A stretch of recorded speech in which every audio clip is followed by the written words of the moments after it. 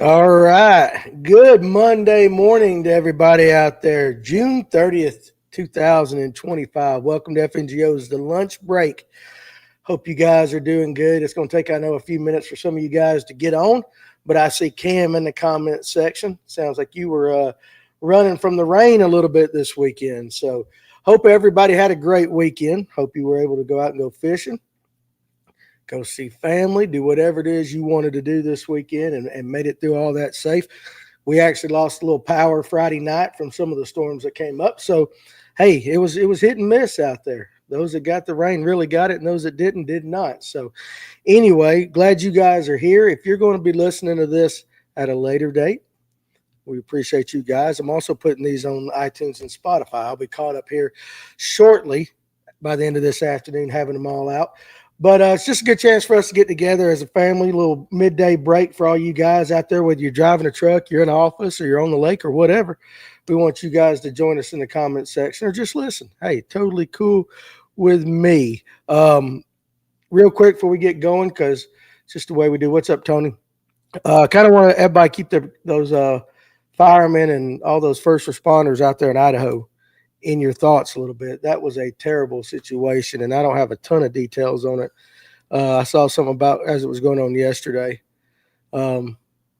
Just a lot of messed up people in this world. So I hate it for that's going on, but man, just guys trying to do their job and they get gunned down. So I'm sure more will come out about that. So, definitely want to keep those people and all our first responders here, around where we work. There's always some really good people out there keeping us safe. So I want to think about that. What's up, Tony Collum out there? So, hey, listen, I had some good plans for the topics today. We're going to talk about them. But first, Bowers Outdoor. Hello, everyone. Did not fish this weekend, but got the boat cleaned up. Good for you. Doc Holiday, what's going on, Danny? Hey, just living in my little world right here. You know that. And Bass Chaser, what's up, buddy? So, hey, listen, though, right before I came on, you guys, tell me if you guys do this. I play a little game on Facebook. You get the friend request or friend suggestions. That's it. You're scrolling down and it has these suggestions. And there's always that female, the public influencer, the public figure. You guys know exactly what I'm talking about. She ain't dressed the same as everybody. And you know what it is. If you guys want to have a lot of fun, don't click on them to go see that, guys, okay? Be good to your women. Click on see who your mutual friends are. I play this little game every time, and some of you guys out there are looking at stuff you ain't supposed to be looking at because it's got mutual friends like that. It's one of the best things. It makes my day when one of them pop up, and I get to click on it and say, okay, what you doing there, Mr. So-and-so? Now, if you're single, you're one of my single buddies, no big deal. You do you. Not all you guys are single, and you're looking at stuff you ain't supposed to be looking at. So I always find that funny to play that Facebook game.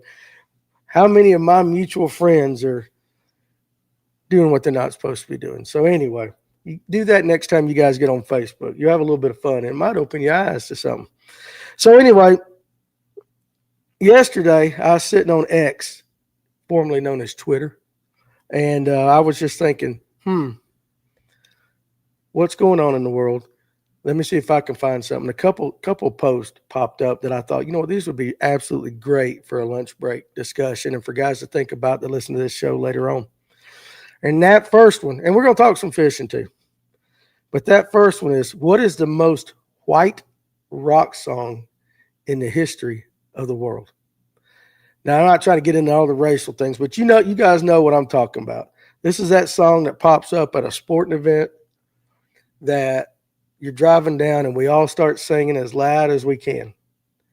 And it is absolutely us, people of a place on Atlanta Outdoors. Well, it's absolutely the song of that it seems like we white people know. And it's like it's become anthems. Now, I love X. I love Twitter. Of all the social media platforms, I like it the best because I like to read. It's not all video.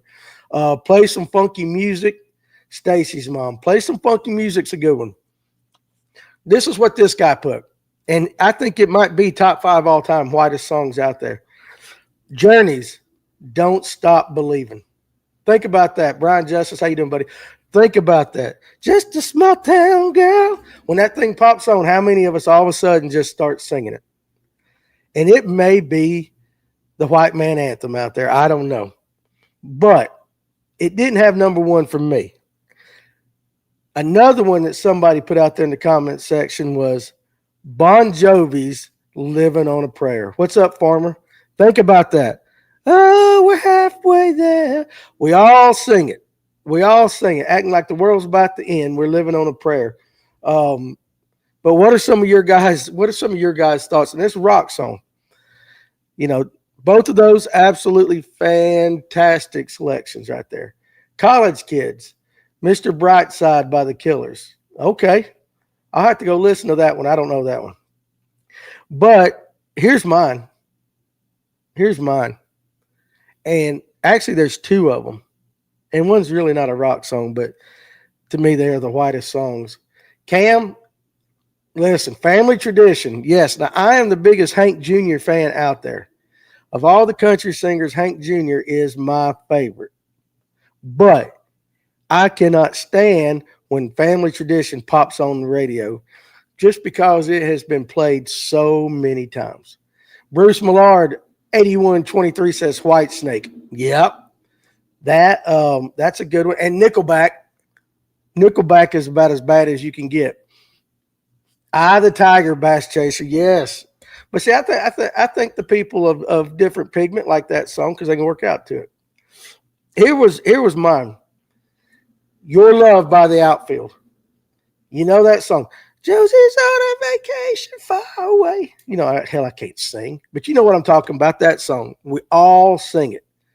Long-haired country boys one. Yeah, we all sing it. And then here to me is the whitest song in the history of the world. Sweet Caroline. The bum, bum, bum. Both of those two things also too are talking about something we probably don't need to talk about. It has to do with, to me, with people that are real close to that underage. You know what I'm saying right there? But we sing them songs at the top of our lungs every time they come on. So you guys have some good suggestions out there. You know, and that kind of, I was just Sweet Home Alabama. That's one. Anything Skinner, Anthony Hampton, Inner Sandman. Yeah, that's a good one too.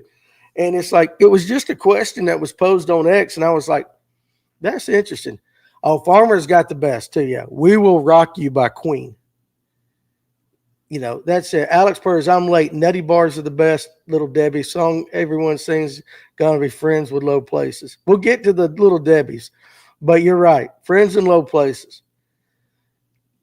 It was just interesting to me because I never thought about a song whether, you know what, how white can a song be, especially in rock, because you know, but the ones that we're throwing out there are absolutely, they're perfect for that. And that's probably not even a consensus what the number one is. It probably can go with any of them. But there are some songs out there that we people really get into. I played my dad's cover band and a college cover band. Every age group requests Freebird. Yeah, Freebird. Seven Nations Army. I've done that. Atlanta Outdoors, been out there to Freebird, play Freebird. That is about as white as you can get. So I just thought that was interesting. A little interesting note to kind of start the show off is like, you know, what are they? Now, also, too, I'm going to start giving you guys a little today in history with every one of these every day. So today in history, and since we're talking, you know, white people anthems and all that, Gone with the Wind was published today in 1936. Just a little bit of tidbit of information for you guys to know and impress your friends. And if you're like me, you're full of knowledge that my wife says useless knowledge. I know all these little tidbits. But yeah, 1936 today, Gone with the Wind was published. And but those selections you guys do out there today are absolutely fantastic. And I'm sure, guys, if you guys are listening to this later and all that, you got your own. So very interesting. Now, let's switch over because I saw this on X again. Marty Smith of ESPN was in the grocery store. He took a picture of a end cap, and it was all Little Debbie's. And I don't think he asked the question. He might have, but my brain, I'm 53 years old, but my brain is, I think, eternally stuck on 18, 21 to 18. Gets me in a lot of trouble sometimes. But what is your top Little Debbie snack? And even we can go, well, what is your most overrated Little Debbie snack? So Alex is already in there. Nutty bars are the best Little Debbie. I disagree with that. I don't think the Nutty bars, in fact, to me, Nutty bars would kind of venture into the most overrated Little Debbie snack out there. But what do you guys think in the comment section? Now, if you're at work, don't get fired because you're trying to type something into this. I don't want nobody to lose their job. We know a lot of you guys are sneaking in listening to this. My number one, oatmeal cream pies are overrated. I agree with you on that. Now, we're talking 53-year-old me too. When I was in my 40s and in my 30s, I think it changes with you every step of your life as you evolve. So oatmeal cream pies, yes, overrated. But Silver Punk says the oatmeal cream pie is my favorite. Now, Silver Punk, you're young. Now, Cam says zebra cakes. Okay. Atlanta Outdoors, the best, the big fudge round or star crunch. The worst is a Swiss roll. Now, Atlanta Outdoors, listen, right here, I'm going to give you my favorite right now. My number one Little Debbie is a Swiss roll. Oh, Silver Punk, you're 48. I thought you was young, dude. I got you confused. Let's see. Tony says oatmeal cream pie is number one. The overrated ones are the snowballs. John Sarah likes the cream pie. Last Golden Boy 305. Good Lord. Messick Outdoors. Cosmic brownies are hand down the best. You got to get the bigger oatmeal cream pies. They're better, says Fishy Nick. So listen, here's my top three. I went Swiss roll, those damn Christmas tree cakes, which I think are pretty much a zebra cake, just dressed up as a Christmas tree. Those are my two favorites. And then I put the Cosmic brownie. Now, I will say this about the Cosmic brownie. It's a little dense. It's a little bit dense. Hot take from me. The Christmas tree are the overrated ones. I said what I said. Swiss rolls and zebra cakes are not good. I like the Christmas tree spice cakes. Holiday zebra cakes are the best. I'm here, Little Debbie Danny, Clint said. We stocked them at the golf course I worked at. Honey Bun and Nutty Bar always sold out first. Now, is that because that's old people eat those things? The honey buns and the nutty bars like that. I just don't get the Nutty Bar thing. I've tried it. Now, somebody said those Star Crunch or one of those back in the day. Now, when I was younger, yeah, absolutely. The brownie is awful and the pecan swirl is dry and gross. For sure. I eat Nutty Bars by the box, Alex says. So we know what we need to stock up here. A microwaved honey bun is amazing. Swiss rolls were made by someone that was unhappy and wanted a passive way to spread their hate.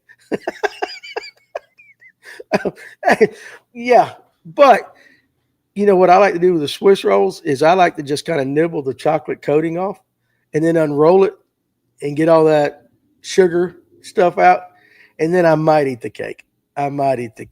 But them Star Crunches now will put you in the straight up diabetic shock if you eat those things right now. My wife loves pecan rolls, and I'm not a big fan. I'm not a big fan at all, but she likes those things. But it's funny. But Silver Punk, dude, for some reason, I thought you were young. I didn't know you was up in your 40s. Clint said I need to stock some protein, Danny. What are you saying, Clint? I need to get back on my diet. We need to do like a diet challenge together. If I could get all you guys to diet with me, I'd probably be more apt to stick to it. While we're talking about that, no, Clint, all the candy and snacks. Because Alex, what you guys don't know about Alex is he comes in here with these like, what are them, the sour soft things? Oh, and now I will say that the raisin cakes with the filling in between it, those are absolutely nasty. Those are most disgusting things right there. Clint said, I'll be your coach. Sour Patch Kids. That's what Alex brings in here. And I will say this, they're like meth. They're addicting. Those Sour Patch Kids are like that. They're not good for somebody. All right, so Clint's going to be my coach. So we'll start working on that tomorrow night. Tomorrow night, we got the owner of Magnum Bait Company. Clint will be on. John Aldridge is going to be on. And Alex will be here. But we got the owner of Magnum Bait Company out of Houston, Texas, is going to join us via remote. And we're going to talk about how we can get. And I looked at it. I'm going to start carrying them here at the shop here at Fish, North Georgia. What's up, Robert Robleski? None of that crap is good for you. The real American pre-diabetic. That's what it is. So we're going to have him on, and we'll do that. Now, for you guys in the comment section, I did not go fishing this weekend. Like I said, I went to my son's whatever that thing was, gender reveal, and it wasn't bad. But how was the fishing in the comment section? And I'll tell you what I've heard from some guys as well. Uncrustables for the boat. I don't know that. H-Time, hold it down. I was born and raised in Houston. Okay, well, there you go, Alex. So we're going to have them on. And I looked at them. We're going to carry my story. But, when John was on the other day, he had some here when we were talking about big baits. And so they got some monster soft plastics. But they also have more of the normal sizes. So we're going to be bringing them here in the shop. Lanier was on fire yesterday. John Aldridge said slow bite but good fish on Saturday. Clint smashed him on Chick on a big plug, had almost 20. Okay. Now, I've had several guys message me or call me or talk about it because I went out with Underwood on Thursday, and he was throwing that big flutter spoon. And I'm telling you what, I've had a lot of guys hit me up that went out and threw flutter spoons this weekend. And they smashed them on it. Silver Punk, I went to Notley yesterday for a kayak tournament, and the pleasure boaters ruined it. They were all up in Ivy Log Creek churning it up, 100%. All right, Aldridge Dave, what's up, buddy? 19 pounds for 3 won the Sunday night derby on Gunnersville last night, and definitely was not won by me. Gunnersville, dude, I'm telling you what, the more I hear you guys talk about that, the more I understand why you guys like it. Cam said it was dead for us Friday before the storm on Tuna. Messick said eating a frog good on Murray Friday evening night. Any opinions on the DJI Action 5 as a camera for fishing?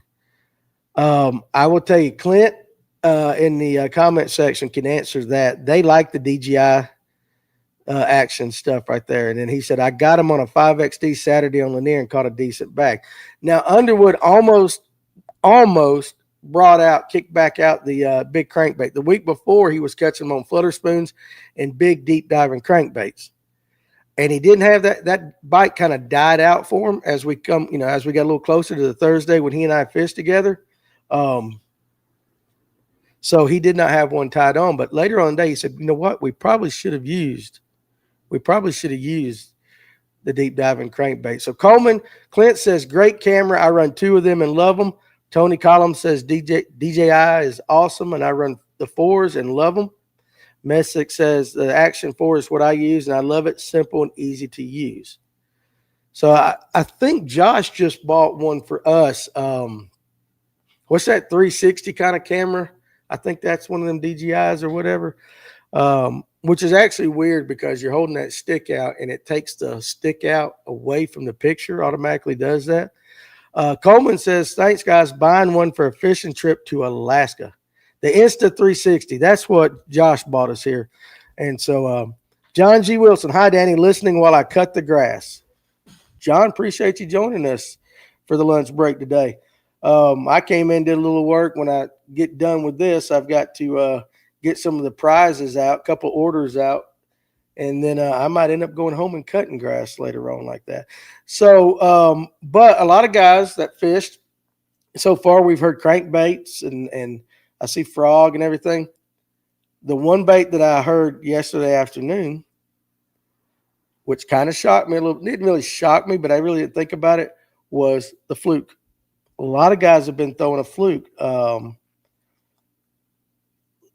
Clint says Insta 360 is what you're running, Danny. A pain in the arse to edit that footage. It's not what I'm running. It's what Josh likes to do, and Josh is better at editing than me. So I need to cut mine. Alex says all this rain has been killing me. Now listen, all I got is crabgrass. I mean, my yard is out in the woods, so what grass I got is crabgrass. And the bad thing about it is you can't cut crabgrass in the morning.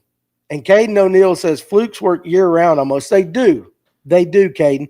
Problem is a lot of people talk about them for a period of time, and then they go on to other things and all that. So when I say shock me, it really didn't shock me, but it's like I haven't heard people talking about them a lot lately.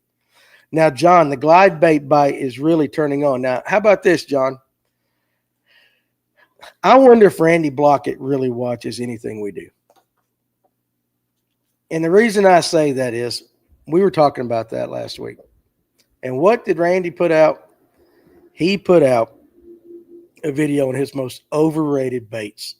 Now, he did say you'll catch fish on them, but it's for the time you spend on them, like the return on investment. And his number one was a glide bait. Randy Blockett's number one overrated bait was a glide bait. And I'm like, oh, man, he has to be listening to this. Dave Aldridge says they're really biting the flutter spoon on Gville right now. Absolutely. I mean, and listen, to watch Kevin Underwood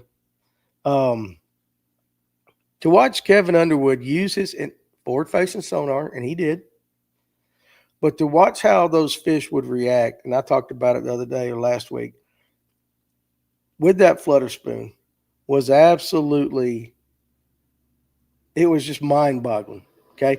You can learn so many things. John G. Wilson says, I've got fields here, and with all the dog doo-doo in the backyard, it grows fast. I get it. I can't cut grass before like mid-afternoon because crabgrass stays wet. Randy also said that people eating bass were killing the bass population. Yeah, I know. I really do. I'm thinking Big Bait John would disagree with Randy. He caught a tank this week, and he did. What was it, like 7, 8 pounds over on Hickory? And yeah, I saw his video. It was funny. He was a little bit excited. I need the counterback spoon back at stock at Tackle Warehouse and some Sakamadas. Now, you guys in the comment section, you're going to recognize this name, especially if you watch the live well. War Eagle the Best. War Eagle the Best he went to Japan, and he brought me back a pack of Sakamata shad. He did. I got them. Also, too, though, there's another company that we're thinking about bringing in here, and I'm going to make sure everything does good before. Well, it was 979. Good Lord. There is another company, and it is an American company that makes, it's called a different thing, but really, and I looked at them the other day, had somebody give them to me. It is dead on them Sakamatas and made with a little bit better material. So we'll kind of announce that a little bit too. So Clint caught 2 spots over 3 on the counterback on tuna Friday morning. So what, for guys that don't know, Coleman or Clint, tell everybody what a counterback is in the comment section like that. Because spoons, I know nothing. And apparently a lot of other people know nothing because we put that out. Sakamatas are back in stock at Talking Tackle. Call today. They restocked yesterday, and they're going quick. So you guys better get up to Talking Tackle, get on their website or whatever, however you got to do, and get you some of those. But there is an American company that makes one, and we're going to be doing some stuff with it here soon. Very, very, very soon. But I want to thank War Eagle the Best because he drove out there, and he thought enough of me to get me a pack. And he told me he was when he was going to Japan. He said, I'll get you some. So I do have some. I do now own some of those. And the gentleman that was showing me the different company, we pulled out the wing fluke here and everything and just showed the differences and all that. It's going to be a really good bait. It's a really good bait that we're going to be bringing in here.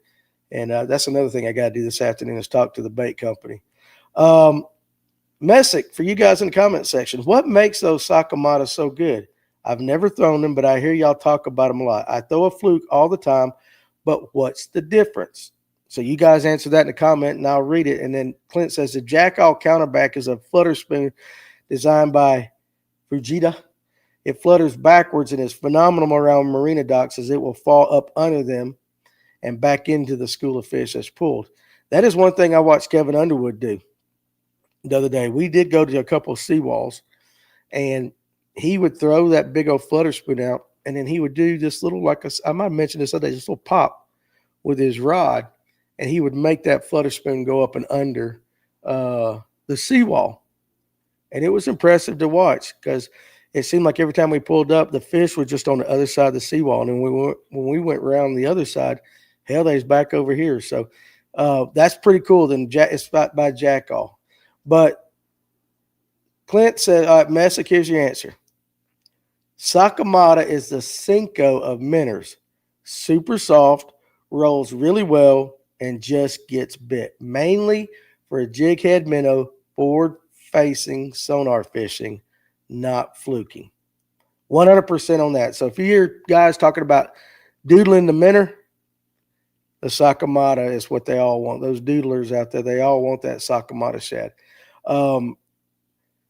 And that is something that is, it's almost, that bait's almost kind of like technique specific when Clint, with Clint's answer right there. So, but I will tell you this, Messick, they're so good, they're hard to get.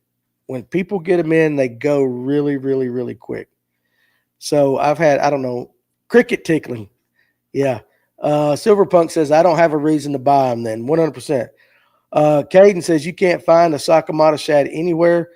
Quiet about that counterback spoon, Caden. Hey, call up Talking Tackle. Our buddies up there just across the border in Tennessee, because they just stopped back up on them. So, and when you guys, hey, listen, when you guys call them, tell them you heard about it, that they had them here on Fish North Georgia. Share some love. Maybe one day we'll get Talking Tackle to sponsor the show or something like that. Now, when it comes to the counterbacks, Hammond's, Talking Tackle, they have them right there. So if you're into that counterback, if you're in that spoon thing, thank you. And yeah, I know they're hard to get. I regret not buying them at our Fishing Expo show here in South Carolina. Dude had a bunch of them. Now, Rob Robleski, you guys listen to this. Bruiser Baits makes the best fluke in the game called a rad shad. Danny, get them in. Yeah, we'll do that because, Danny, y'all need to order some hats. I need to buy me a few. Yes, getting ready to do that. One of the changes I'm getting ready to make here at the shop, and I started making my list with a gentleman Saturday. And it seems like my plans for the shop change, but I think we're going to go back to the we'll keep some national brands in here for sure, but we're going to go back to the smaller companies, the local companies, independent companies, some of these harder to get custom made baits and things like that. And that's why we're talking with Magnum. I've got Bruiser's information. I need to reach out to them.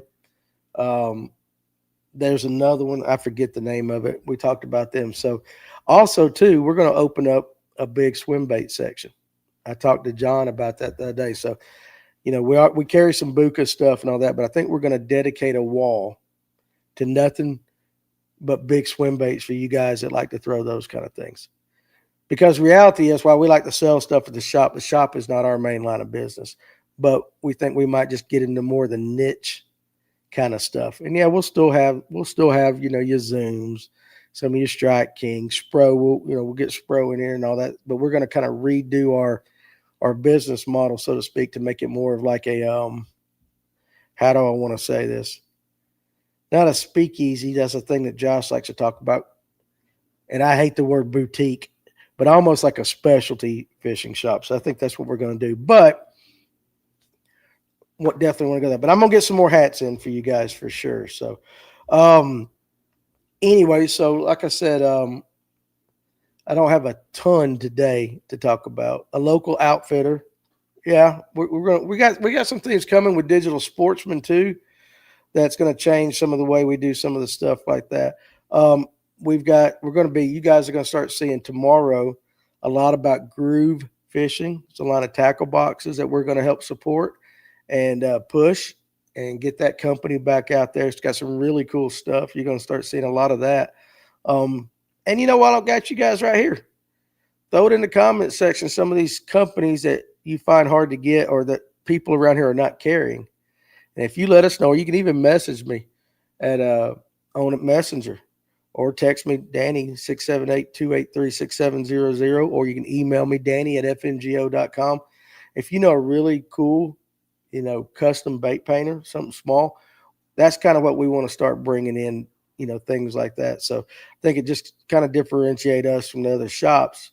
But let's see. Rob says the best thing about Bruiser is that you can have the owner make you any color scheme, bait, or custom you want. Just ask and you'll receive. Time to order some cash braid, Danny. I know. I got them on my list. Dark Corner Custom Crankbait. Brody Lindsay 4539 says.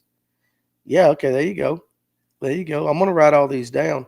When we first started our shop, all we had in there was local. You already know what I want in there, then I don't have to order all the time. Alex, they're on the list. I think we're talking tactical. If that's tactical, they're on my list to reach out to. I'm going to reach out to Brazzalo. I'm going to reach out to all the guys that come on the thing. Magnum, I believe, will do that as well, like Bruiser, that you can get custom colors made. Softy is a local company. Yeah, Tactical, John G.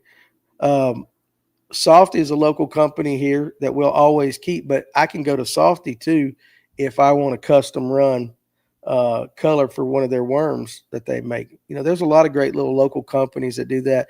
And with all the, with all the tariff stuff, and I don't want to get into politics, but with all the tariff stuff, a lot of prices are going to go up. And so now to me is a perfect time to start promoting the smaller American-made independent bait maker. And I think that's what we're going to do, hopefully. And also, too, you guys, Pulse Fishing Rods and Baits, Stephen Guthrie Fishing, 6857. Pulse Baits, I believe I can get them through some of their baits through my distributor, but not all of them. But I'll write them down, too. Also, I'm looking for someone local that can repair rods and reels. Now, I don't have a ton of business coming in, but I have people coming here all the time like, hey, can you fix this reel or this rod? And I have to send them elsewhere. I had a guy a long time ago, great older fella that did fantastic work, but he was slow. Do y'all sell crappie lures in your shop? I got ATX. I got some ATX and some of the national brands. I would like to sell some more small company crappie lures in here. Greenfish Outdoors, a Georgia company. I like that. I barely see good jigs and spinner baits. I like the products closer to home and smaller companies. I do have them on the list because they came on the show, and then we kind of changed what we were doing a little bit. But I'm going to go back to that. So Greenfish is definitely on there. Yeah, Messick, see what you can do. Set me up some stuff. Also, another good thing about small mom and pop companies is customer service can be a lot better, but also too, they don't have crazy upfront costs. Like you got to order, I tell you, I went to Duo Realis one time and asked them if I could have an account, and they said yes. Now it might have changed since I did that, but they wanted you to buy $2,500 in your first order of spy baits, and then $1,500 every subsequent order. Like I don't sell that many spy baits. That's Tackle Warehouse numbers. Maybe they do. I don't. Not in a little local shop. Last week I caught a 4-inch crappie on. I caught crappie on 4-inch robo worms. Caught more crappie than bass last week. Drop shot in docks, and you'll do that. I've caught some really good crappie out of Latham, throwing a Ned rig. I've caught perch out of Yahula up in Dahlonega with a Ned rig when I was bass fishing. So, hey, if they're hungry, they're going to eat. They're definitely going to eat. So if we were to go off the air, guys, and you guys can think of a small bait company that you would like to see brought in here to Fish North Georgia, put on our website too, us helping promote them a little bit. Seriously, send me a messenger on Facebook. Text me 678-283-6700. And that number's, listen, that's my cell number, but it's the business number. So for whatever you guys need, absolutely. Jiffy Jigs out of Vidalia, small business with a great product for sure. Yeah, we'll look into all that. But if you can hit me after this show, and if you guys are listening later, because some people can't take off for lunch and they watch this later, and then once we are putting them on iTunes and Spotify and all that, we got some people that listen to us out in California up north, definitely like that. If you guys that listen to this later and you got some ideas, throw them at me. Definitely throw them at me because this is what I'm getting ready to do with our shop and all that. And so I would love to customize our shop based upon what you guys really want, some really unique stuff. Because let's be honest, there's some shops around here that got amazing. They're amazing tackle shops. But you guys pay attention in a tackle shop. Really, only 20% of a tackle shop moves like with regularity. So you can have all the colors on the wall. It doesn't really matter if the stuff ain't gonna move and you guys don't want it. So anyway, with that, guys, look, hey, we're about 35 minutes in now. Tomorrow night, 8 o'clock, we'll do another one of these tomorrow, and I'll have some crazy idea that jumps in my mind that we'll talk about in the morning. But tomorrow night, 8 o'clock, we got the live well. So you guys make sure you schedule that. The Braves are playing the Angels. They're not doing good. So just put the Braves on and jump on board with us. But you guys have a great rest of your day. Send me all that information I'm asking. Shop will be open tomorrow for the rest of the week. So you guys come by and see me and enjoy your Monday. Make it the best day you can make it. So we will talk to you guys later. If I can learn how to hit that button. There we go. See you guys.